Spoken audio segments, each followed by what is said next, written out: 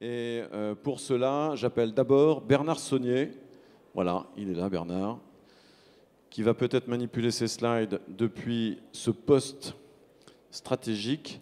Et ensuite, alors, Air Liquide ils vont être 4 à intervenir. Ce que je vous propose, c'est, comme vous avez 30 minutes, c'est qu'on vous écoute tous les 4 intervenir.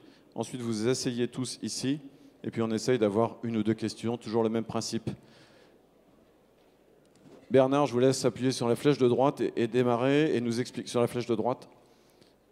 Démarrer et nous expliquer. Hop, voilà. Et le micro numéro 3, s'il vous plaît. Merci Bernard d'être ici. Parlez-nous un petit peu de bioinspiration dans le groupe Air Liquide, s'il vous plaît. Merci beaucoup. C'est moi qui vous remercie. Bonjour à tous. Je dois dire que c'est à la fois un honneur et un peu intimidant de prendre la parole après les invités prestigieux de ce matin. Je vais commencer par vous parler d'innovation en général. Et tout d'abord, peut-être pour ceux qui ne nous connaissent pas si bien, situer un peu ce que sont les métiers du groupe Air Liquide. Donc cette diapo représente, je vais commencer par ce qui est en orange, le cœur de notre métier, c'est de produire du gaz en grande quantité pour le vendre à des industriels qui le consomment de façon continue et en énorme quantité. C'est typiquement les industries de la sidérurgie, la chimie, le raffinage. Ça représente une petite moitié de notre chiffre d'affaires. Une autre part extrêmement importante de notre activité, qui est l'activité historique, est de produire, à côté de ces gaz en grande quantité, de produire du gaz sous forme liquéfiée, qu'on va être ensuite en mesure de mettre à disposition d'un certain nombre de clients, soit sous forme liquide, soit sous forme de gaz comprimé dans des bouteilles. Donc là, on a des petits industriels, les plombiers, les garagistes, un certain nombre de gens comme ça, qu'il s'agit d'alimenter. Et ça, c'est notre métier traditionnel. Il y a eu deux grands pans de croissance et d'innovation majeurs pour le groupe au cours des 20 ou 30 dernières années, qui sont les 2 carrés de droite en bas, qui sont la santé d'un côté. On a longtemps, depuis toujours, fourni de l'oxygène aux médecins qui désiraient en administrer à leurs patients. Mais depuis une trentaine d'années, on a décidé de faire plus dans la santé, et en particulier dans la santé à domicile, et pas seulement de fournir de l'oxygène, mais de fournir tout un tas de produits et services à l'intention de 2 millions de patients dans le monde. Puis un autre domaine qui a été un vecteur de croissance important, ça a été de l'industrie électronique, où là aussi on a commencé par fournir des gaz très purs aux industriels, puis on a développé tout un tas de produits et de services à leur intention. En amont de tout ça, et c'est le domaine dans lequel j'ai fait personnellement ma 30 ans de carrière, pour produire ces gaz, il nous faut des usines.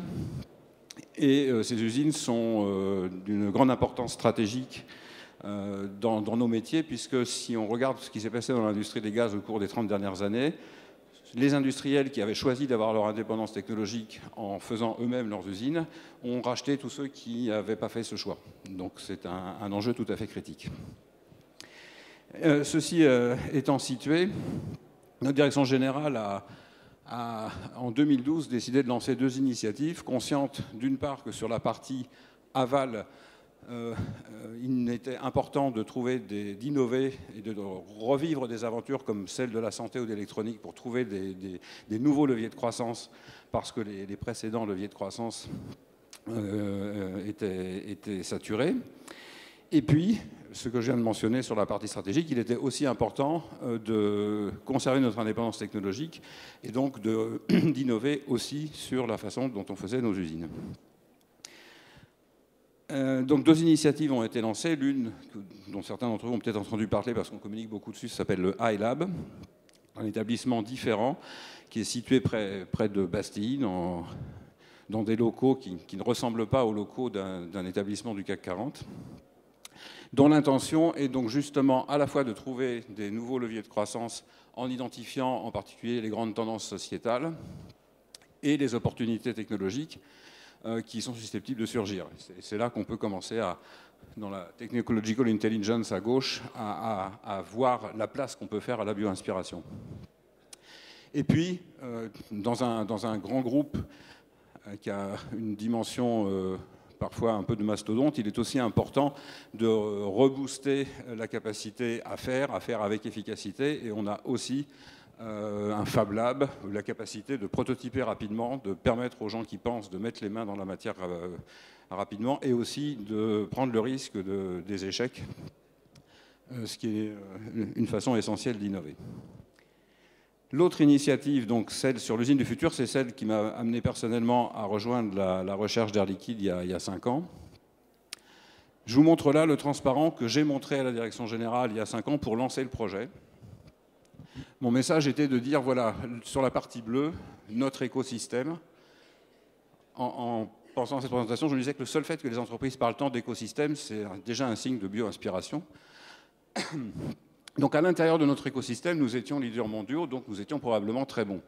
Simplement, on commençait à sentir qu'on ne trouvait plus vraiment de levier de croissance, et donc j'ai suggéré qu'il était bon d'aller s'inspirer d'autres industries que nous ne connaissions pas, mais que nous aurions avantage à rencontrer, et d'autres domaines de sciences et technologies. Et parmi les choses qui m'ont inspiré à l'époque, donc vous voyez des nouveaux moteurs, industrie navale, enfin d'autres industries. Mais à gauche, il y avait une image qui m'intéressait beaucoup, parce que dans notre univers à nous, qui faisons de la distillation d'air, cette image, elle fait penser à du garnissage ordonné pour colonnes de distillation. Et ça me plaisait d'évoquer ça vis-à-vis de nos décideurs, puisque notre actuel président a commencé sa carrière comme jeune chercheur sur l'industrialisation de ces garnissages. Ça fait rêver cette image. Oui, oui. Là, surtout quand on ajoute que c'est un virus et que c'est de l'auto-organisation bio-inspirée. Alors, c'était juste pour dire, voilà, on peut aller chercher dans d'autres domaines que nos domaines d'action traditionnelle, de l'inspiration. On n'a toujours pas été capable de faire du garnissage bio-inspiré en imitant la nature, pas encore. Donc dans cette volonté d'étendre nos sources d'inspiration, on avait lancé en 2013 un concours d'architecture. Donc on a fourni à des écoles d'architecture quelques éléments sur ce qu'étaient nos usines, de quels composants elles étaient faites, et on a demandé à des étudiants de réfléchir et de produire des images différentes. C'est juste pour illustrer ce qu'a été la démarche. Maintenant je tourne la page et je vous parle enfin de biomimétisme ou de bio-inspiration. J'adhère complètement à l'idée que bio-inspiration est un terme plus approprié.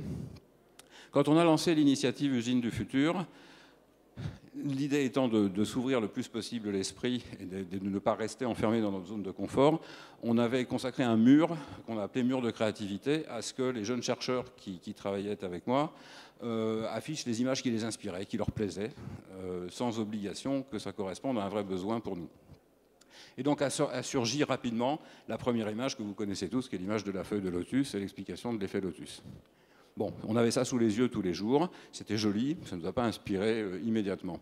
Un peu plus tard, quelqu'un, quand même probablement inspiré par cette image-là, a apporté l'image du bas, qui est l'image d'un moustique congelé.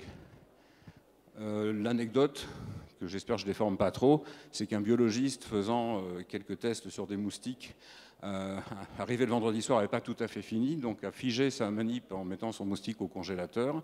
Et quand il l'a ressorti lundi matin, il a constaté que le moustique était givré, ce qui n'est pas très étonnant, sauf ses yeux. Et alors on a passé les yeux du moustique au microscope électronique, et comme avec le lotus, on a trouvé une nanostructure qui n'est pas inintéressante. Alors ça commence à nous inspirer un petit peu plus, parce que dans le domaine de la distillation cryogénique, que ce soit d'air ou de mélange d'hydrogène, de CO et de méthane, les impuretés qui cristallisent sont l'ennemi.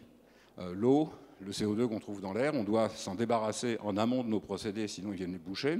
Puis il y a quelques impuretés, beaucoup plus rares, mais beaucoup plus difficiles à éliminer en amont de nos procédés, qui viennent aussi, si elles adhèrent à certaines surfaces, nous poser un certain nombre de problèmes. Donc là, on a commencé à trouver que c'était extrêmement intéressant, et on a commencé de travailler avec quelques startups sur la transposition de ce type de phénomène dans nos industries.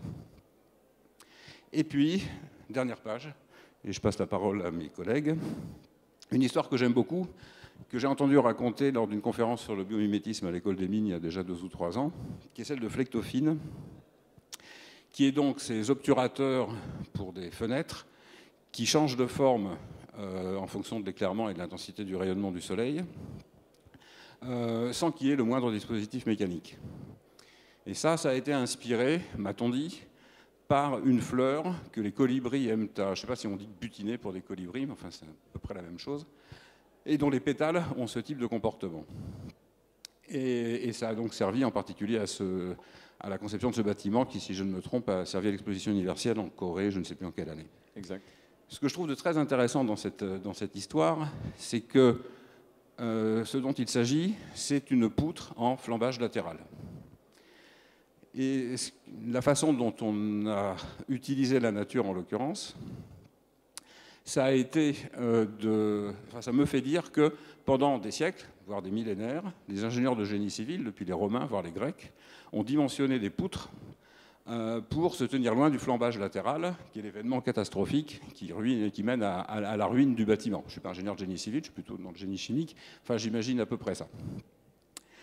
Et puis, depuis quarantaine d'années, on a eu des puissances de calcul et des moyens de calcul qu'on a pu mettre à portée de main des ingénieurs de génie civil pour simuler de façon plus efficace, avec des logiciels de calcul aux éléments finis, le comportement de ce genre de choses.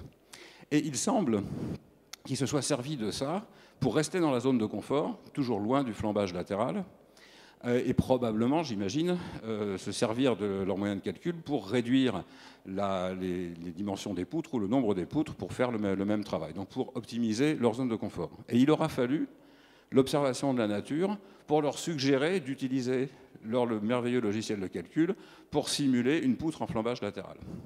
J'aime beaucoup raconter cette histoire autour de moi pour dire aux jeunes ingénieurs qui m'entourent, jeunes ou moins jeunes d'ailleurs, si vous avez des moyens de calcul de plus en plus sophistiqués, servez-vous-en non pas pour faire mieux des choses classiques, mais pour essayer de trouver des choses un peu nouvelles.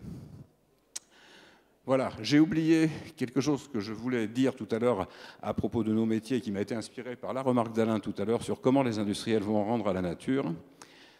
La production des gaz, que ce soit des gaz de l'air qui consomment de l'électricité ou de l'hydrogène et du CO qui consomment du gaz naturel, c'est très énergivore.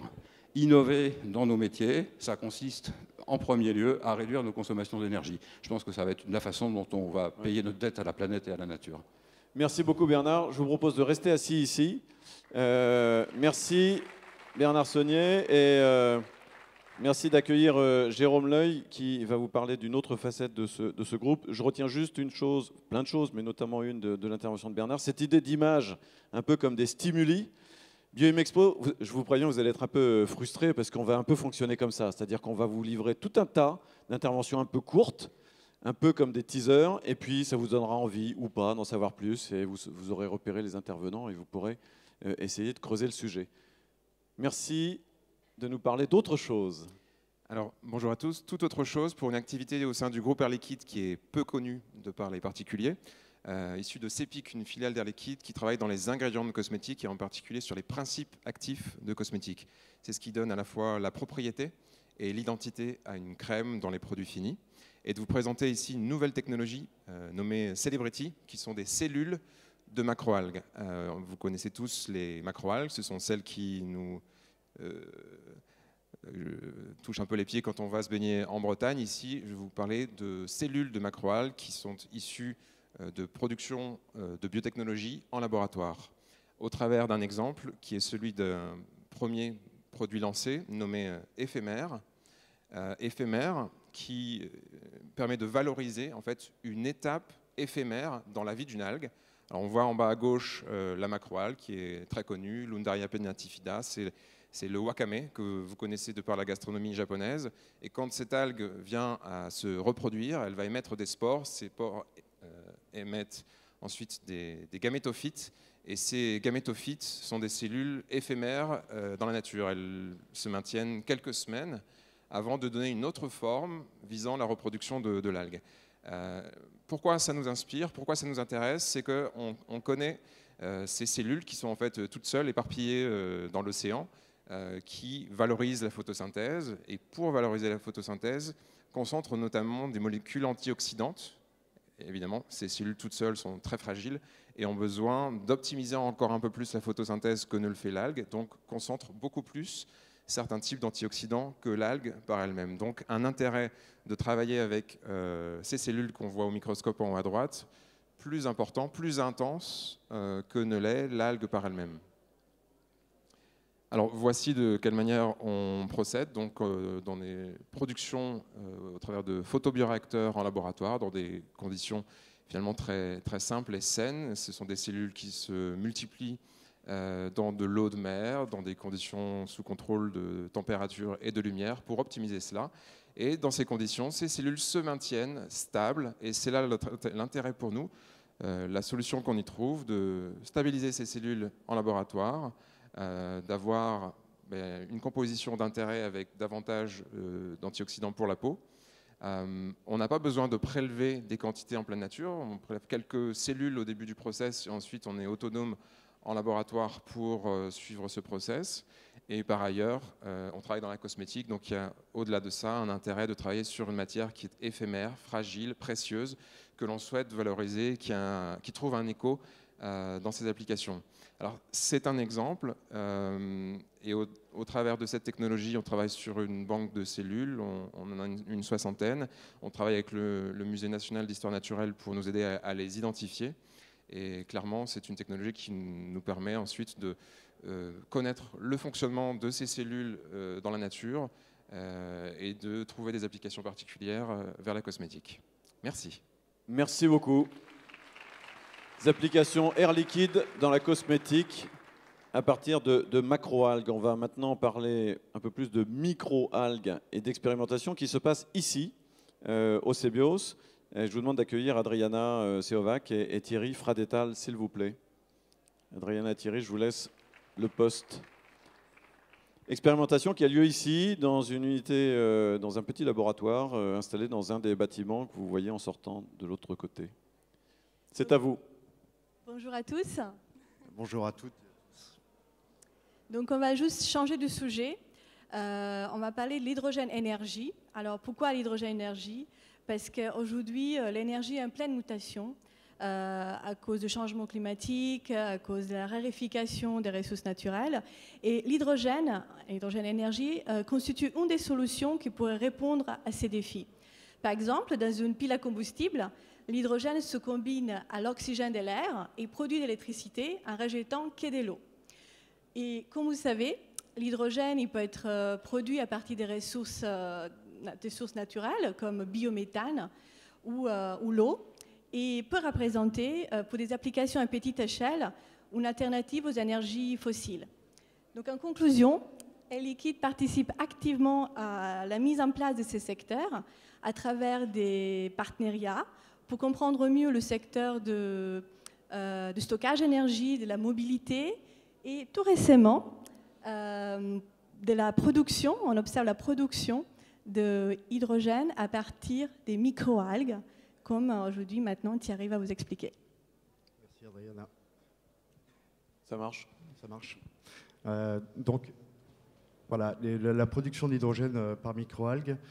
Donc c'est une technique, donc moi je représente la société Greenever, qui est une société iséroise qui est spécialisée dans l'optimisation énergétique, mais qui en parallèle de son activité a développé une collaboration avec un laboratoire israélien, donc représenté par c'est Edrei Biohydrogène, donc qui est représenté par Jacob Edrei qui est présent ici. Je le présenterai tout à l'heure. Jacob, merci. Jacob, merci. Qui a été le responsable, des expériences actuelles au niveau scientifique, bien évidemment, et qui est l'inventeur de la technique, donc de cette technique de couplage dont je vais vous parler, de microalgues et de bactéries pour la production d'hydrogène.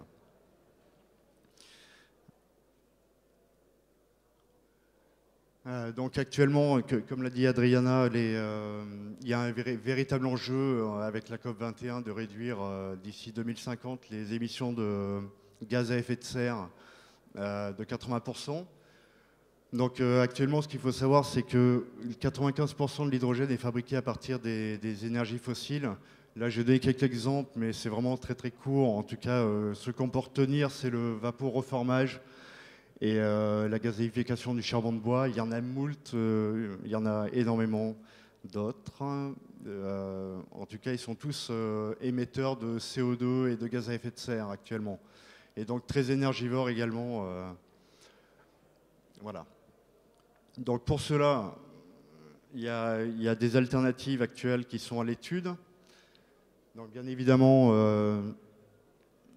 pour que l'hydrogène, qui est ce nouveau vecteur en fait, énergétique, puisse être considéré comme énergie verte, donc c'est-à-dire faiblement émettrice en gaz à effet de serre, et il est essentiel que sa production soit propre. Donc là, j'ai donné deux exemples, la photoélectrolyse et également la décomposition thermochimique.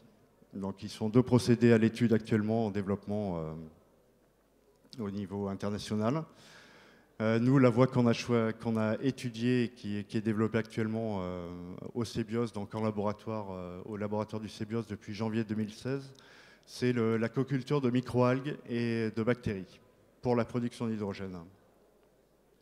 Donc, je vais tout d'abord vous présenter l'équipe projet, donc représentée par, donc sur la partie Greenever, donc par David Griot, qui est le président de Greenever, Yannick Rowe, qui est plus sur le développement des affaires, Jacob Edré, donc ici présent, que vous aurez l'occasion de peut-être questionner tout à l'heure, et également Soufiane Omani, qui a été l'assistant de laboratoire et qui est ingénieur en biotechnologie, qui est ici assis au premier rang. Merci Sofiane. Voilà. Et moi-même qui suis en charge de suivre ce projet. Je crois que Thierry, tu as une petite vidéo qui va résumer un peu tout ça. Absolument. Je veux bien que tu accélères un peu. Si oui, tu veux ok. bien. Merci. Donc notre point de départ, on part sur des photobioréacteurs en tout cas. Ça, c'était l'expérience qui a été réalisée en Israël par Jacob et que nous avons reproduit ici au laboratoire du CEBIOS. Simplement, ce qu'il faut retenir ici, c'est qu'on a une production nettement plus importante avec la coculture par rapport à l'algue seule. Hein. On voit ici, même la durée de production est beaucoup plus importante et le ratio est beaucoup plus important. Je vais venir rapidement sur la partie principe de production et après vous verrez un film qui va vous permettre un peu d'éclairer tout ça. Donc ce qu'il faut retenir en tout cas, c'est que sur la phase de production, c'est séparé en 3 étapes. Il y a une phase de croissance de l'algue et des bactéries également. Donc sur la phase de croissance des algues, en tout cas, on utilise du CO2. Donc c'est la phase de photosynthèse, donc avec la production d'oxygène et également la production de biomasse qui peut être valorisée à terme, ce qui peut être intéressant.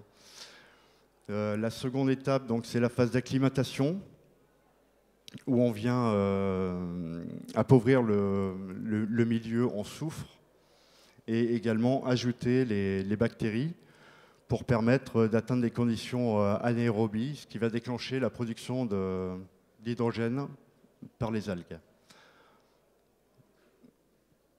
Donc maintenant, en images, ça vous permet... Alors c'est un film très très court, mais...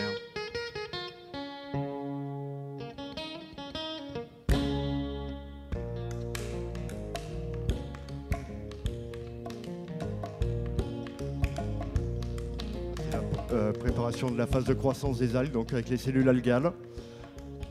La phase de croissance également de la bactérie en incubateur. Donc dans cette phase de croissance, donc on enrichit le milieu en CO2. Et vous allez voir la couleur du milieu changer avec une densité beaucoup plus importante.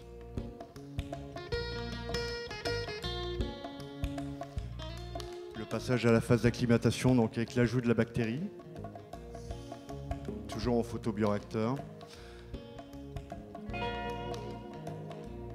Et effectivement, on a des micro-bulles, un peu comme des bulles de champagne qui apparaissent en surface et qui vont essayer de l'hydrogène pur. Voilà.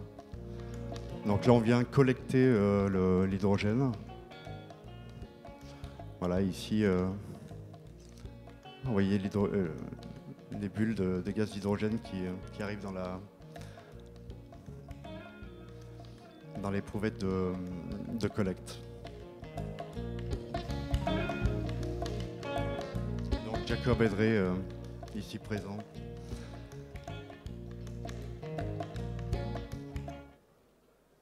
Voilà. Merci beaucoup. Merci beaucoup pour cette expérimentation et cet enjeu. Ce que je vous propose, c'est que pour ceux qui veulent discuter avec les différents interlocuteurs Air Liquide, attrapez-les au vol en sortant. Merci beaucoup à tous les quatre. Merci beaucoup pour ces différents exemples.